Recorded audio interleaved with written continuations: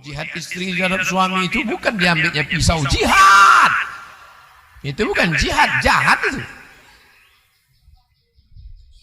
3 perempuan yang baik.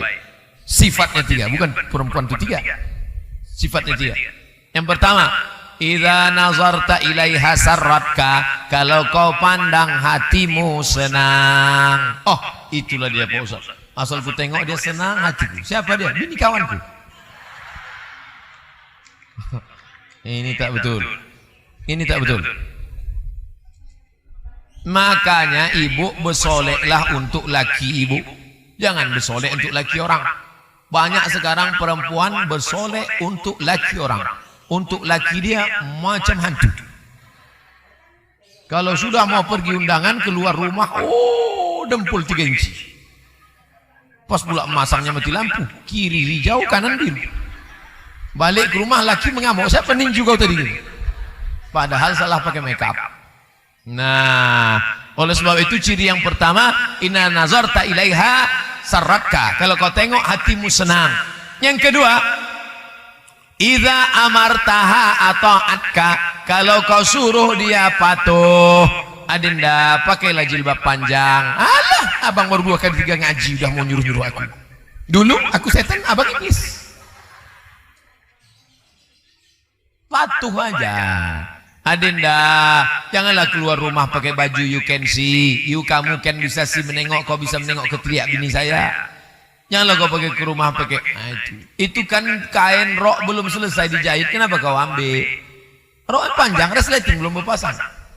Nanti dipakai, dikasih tahu suami melawan. Iza amartaha ata'anka. Yang ketiga, iza ghibta anha, kalau kau pergi jauh, dijaganya anak-anakmu dan harta bendamu. Itulah dia perempuan. Mudah-mudahan kalian yang lajang-lajang diberikan perempuan yang solehah-solehah. Sebab selama ini yang sering saya dengar jihadnya seorang suami terhadap istri Pak Ustadz.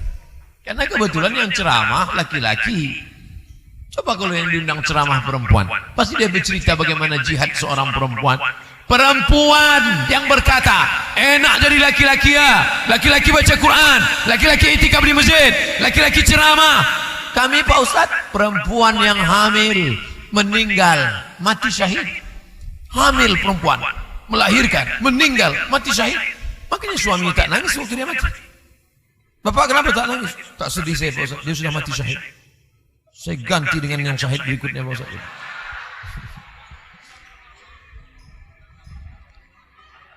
Perempuan yang menjaga anak-anaknya, yang merawat keluarganya, maka dia mendapatkan pahala yang sama seperti jihadnya laki-laki fisabilillah. Oleh sebab itu maka dunia mata, dunia ini kenikmatan, wa khairu mata'iha, sebaik-baik kenikmatan adalah al-mar'atus salihah, perempuan yang salihah. Mudah-mudahan anak-anak kita dijadikan anak-anak perempuan yang solehah-solehah.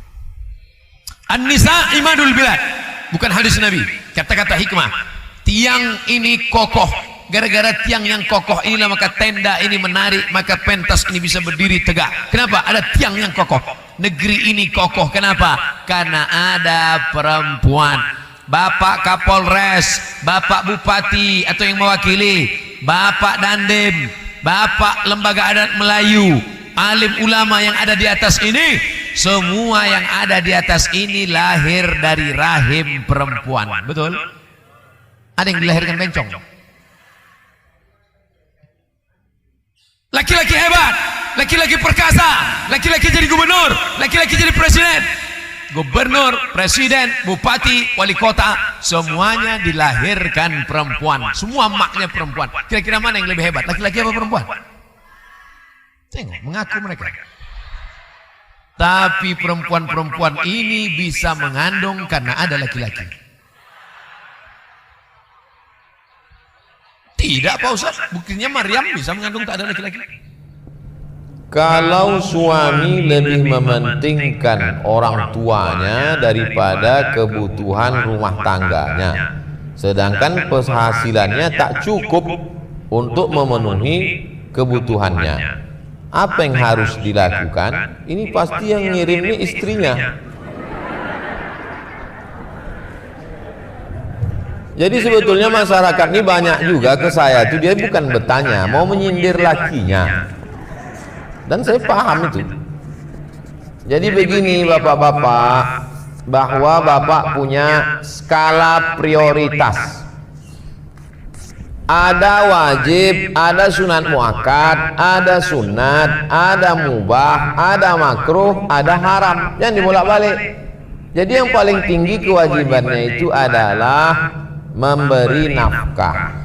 Nafkah anak istri itu 5. Makan, pakai, tempat tinggal, pendidikan, perhatian. Orang tua itu juga wajib kita nafkahi. Nah, jadi kalau saya konseling, ada orangnya langsung saya tanya, kamu adik-beradik berapa orang? Saya adik-beradik 5 orang Pak Ustadz. Nah, kalian patunganlah 200.000, 200.000, 200.000 untuk orang tua. Orang tua ini kan makannya tak banyak. Tak banyak. Oleh sebab itu 1 juta, 2 juta. Nah, jadi tidak serta-merta ditinggalkannya sama sekali. Nah, ini. Jadi oleh sebab itu suami mesti tahu bahwa dia punya kewajiban pokok. Orang tua pun wajib juga, tapi dia juga punya saudara, punya abang, punya adik, punya saudara. Itu keseimbangan. Bagaimana cara supaya tetap romantis dengan pasangan walaupun saat ini dalam keadaan krisis ekonomi dan kredit yang hampir jatuh tempo untuk menuju kebahagiaan dunia dan akhirat? Bapak masih ingat waktu dulu pertama nikah pengantin baru? Masih ingat waktu pintu kamar dibuka, apa yang Bapak tengok? Harum semerbak bau bunga melati. Sekarang begitu dibuka, bau bombay. Dulu masih ingat waktu dibuka gambar baju bunga-bunga, sekarang daster lapuk kuyak mulai.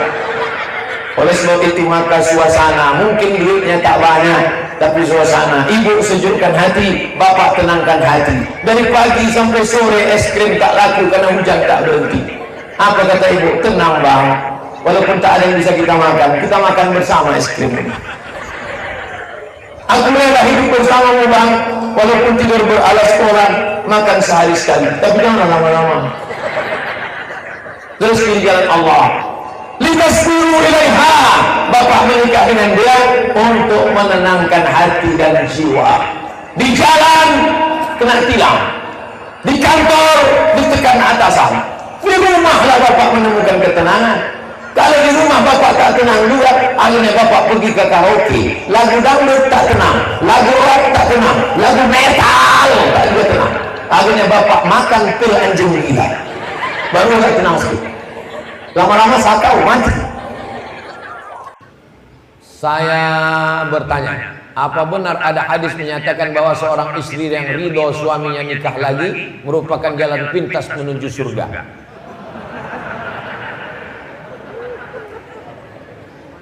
Siapa yang ikhlas istrinya, siapa yang ikhlas suaminya kawin lagi, maka cepatlah jalannya menuju surga. Kata satu blog. Ada blog di internet itu menulis itu, saya baca. Lalu dibalas sama yang blog satu lagi. Siapa yang ikhlas membawa istrinya belanja ke mall, maka dia masuk surga. Yang ini membuat blognya adalah suami yang mau kawin lagi. Yang ini yang membuat blog ini persatuan perempuan yang mau dibawa suaminya belanja ke mall. Jadi mereka ini perang, cuman bawa hadis, tak hadis siapa dibawanya. Yang ada dalam hadis itu bunyinya begini, innama huwa jannatuki wa naruki. Begitu bunyi hadisnya. Hai perempuan, huwa suamimu ini jannatuki wa naruki. Dia bisa jadi surgamu, dia bisa juga jadi neraka. Hadis yang lain, lau kuntu amiran ahadan ayyasjuda ala ahadin. Seandainya manusia ini boleh sujud kepada manusia, boleh tak manusia sujud kepada manusia? Tak boleh. Seandainya boleh manusia sujud kepada manusia, pastilah kusuruh istri sujud kepada suami. Menikah 1, 2, 3 itu memang sunnah karena dilakukan Nabi SAW. Tapi sunnah bukan cuma itu aja. Baca Quran pontang panting, tajwid lintang pukang, mau begini buah. Macam itu aja sunnah yang lain. menikah dua itu sunnah. Mengejek poligami berarti mengejek, banyak yang setuju deh. Mengejek sunnah, tapi sunnah bukan itu saja. Poligami ini sama dengan emergency door. Naik kita ke pesawat, apa kata pramugari? Ladies and gentlemen, all of our passenger, semua penumpang, kita punya 4 pintu, pintu depan dan pintu belakang. Masuk dari pintu sebelah kanan. Tapi nanti kalau pesawat ini meledak atau masuk jurang atau masuk laut, maka dibuka pintu darurat. Ada yang darurat? Nah, bukalah pintu. Nama pintunya pintu poligami. Poligami dibenarkan dalam Islam. Tapi ibu-ibu jangan takut, mereka ini tidak akan bisa nikah lagi sebelum ada surat tanda tangan matre 6.000 dari ibu yang dibawa ke pengadilan agama. Makanya ibu sebelum tidur yakinkan dekat tempat tidur itu tak ada matre. Karena kalau ada bahaya, mana tahu tengah malam. Hati-hati, waspada. Kejahatan terjadi bukan karena ada niat dari pelakunya, tapi karena ada materi 6.000. Waspada. Kabarnya tahun 2021 materi sudah jadi materi 10.000. Maksud saya Bapak siapkan materi 10.000 karena yang 6.000 tak laku lagi. Karena banyak suami sekarang ini yang menggunakan dalil tersebut untuk meyakinkan istrinya. Apakah jika istri tersebut tetap menolak hingga sampai ke tahap gugatan, termasuk kategori dosa besar? Hidup ini singkat, Bu. Kalau dengan itu kau merasa bisa beramal soleh, teruskan. Tapi kalau dengan itu kau jadi terganggu psikologismu, tak tahan aku Pak Ustaz. Asal ku tengok update status istri mudanya berkunang-kunang, gelap dunia ini kuasa. Sholat tak khusyuk, baca Quran tak bisa, bekerja tak bisa. Maka perempuan punya hak namanya khulu. Laki-laki punya hak namanya talak. Perempuan namanya khulu. Memang dulu aku setuju Pak Ustaz, kusangka ini tenang, tapi setelah ini tak tahan aku Pak Ustaz. Asal ku dengar handphone trauma Pak Ustaz, muntah-muntah. Ada perempuan yang tahan, ada, bukan saya katakan tak ada, tapi ada yang tak tahan.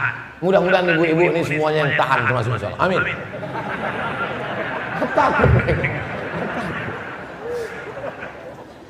Bapak ini ringan aja mengaminkan tadi. Amin gitu. Dia tak tahu kamera tertuju ke wajah dia. Ustaz, bagaimana bentuk pengabdian seorang menantu terhadap mertua yang Nasrani? Oh, apakah kau pikir karena mertuamu itu Nasrani, lalu boleh kau tunjuk kiri tunjuk kanan, kau datang ke rumah dia, hei mertua kafir?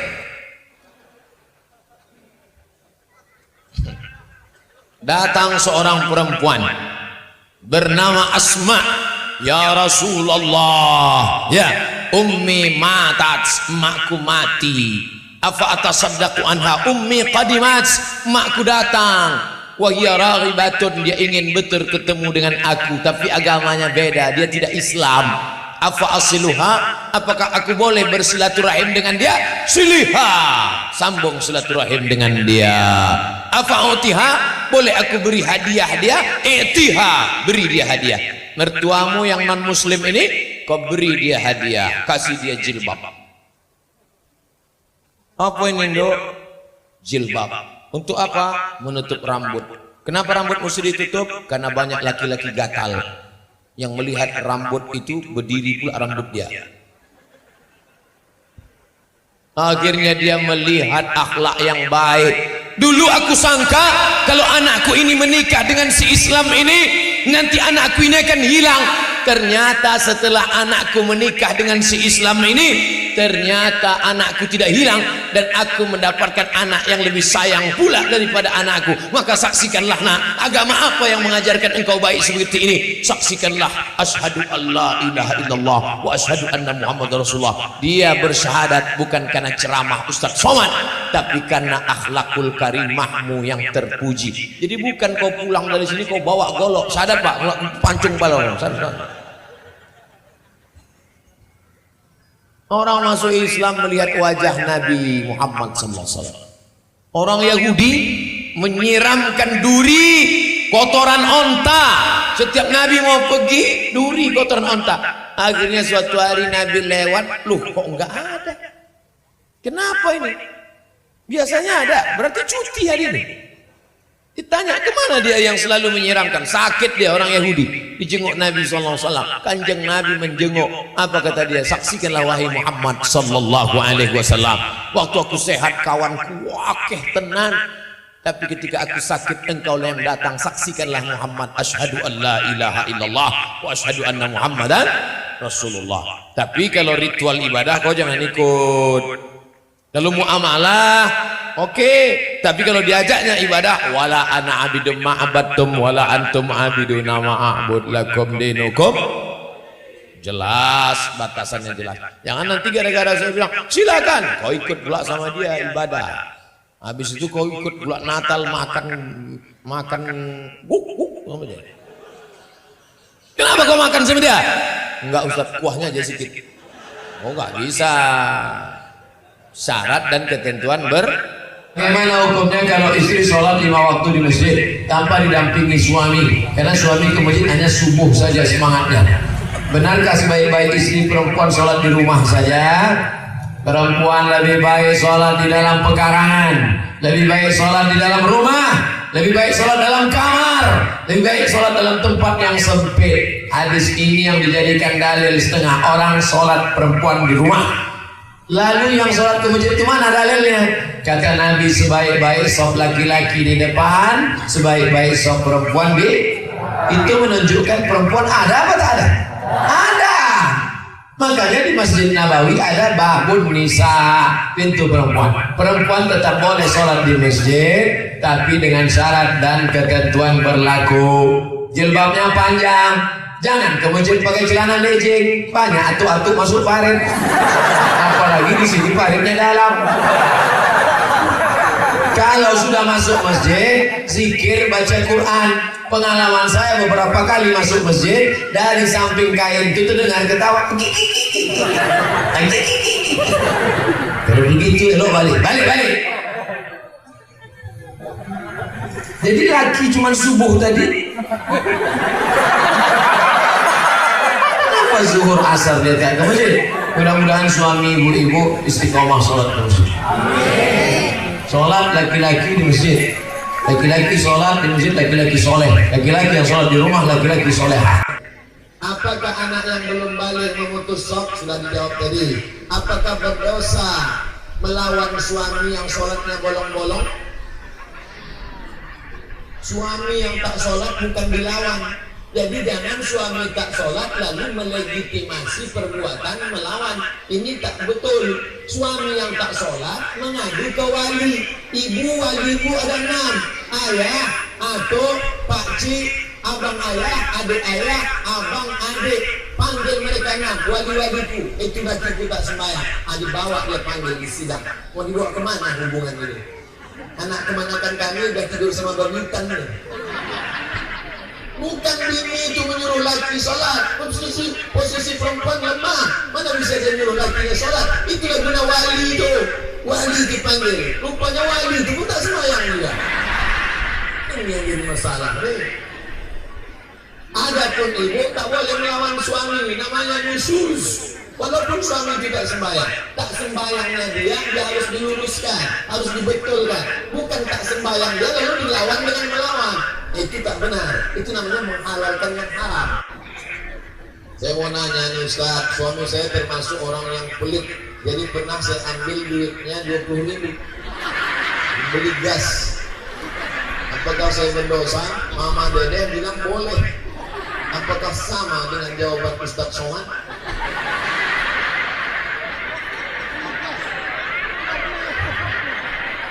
Mama Dede itu di Indosiar.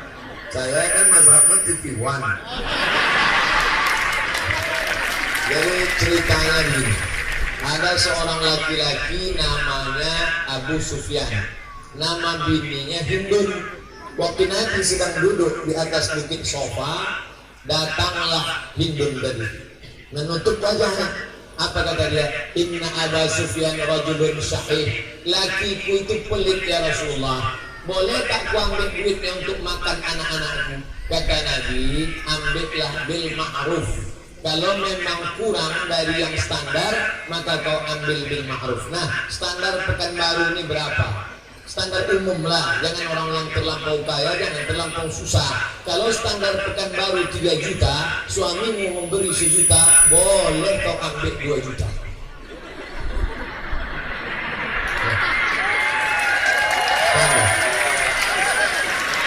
Itu hadis tentang istri Abu Sufyan melapor. Nah, jadi standar, tetapkan dulu standar. Berapa standar belanja orang Pekanbaru? Tanya Pak Camat sama Ibu PKK. Saya tak tahu.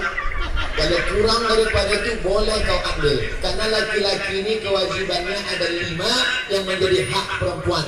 Pertama makan, kedua pakaian, ketiga tempat tinggal, keempat pendidikan, kelima perhatian. Kalau tak kau berikan wahai laki-laki, kau dituntut di hadapan Allah sekecil apa. Faman ya'mal misqala dzarratin khairan yarah. Tapi perempuan juga mesti patuh dan taat.